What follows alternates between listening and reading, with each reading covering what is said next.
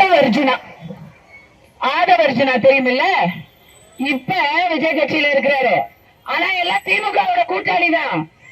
கொஞ்ச நாள் முன்னாடி திமுக இருந்தாரு, அதுக்கப்புறம் கொஞ்ச வருஷம் விசிகால இருந்தாரு. அவங்களுடைய சோசியல் மீடியா எல்லாத்தையும் அவரே கவனிச்சுக்கிட்டாரு. ஏன் சொல்றேன்னா, உள்கை அவரு, உள்ள எல்லாம் என்ன நடக்குதுன்னு தெரிஞ்சவரு இன்னைக்கு புட்டு புட்டு வைக்கிறாரு. கஞ்சா விற்பனையால் தான் தேர்தலுக்கு நிதியே சேகரிக்கிறாங்க திமுக அரசுன்னு நான் சொல்றேன். ஆதவர்ஜுனா சொல்றேன்.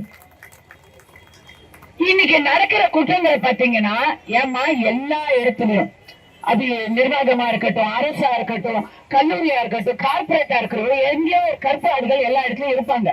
அதையெல்லாம் நம்ம களைஞ்சி எடுக்கணும். அதுதான் ஒரு நல்ல அரசுடைய கடமை.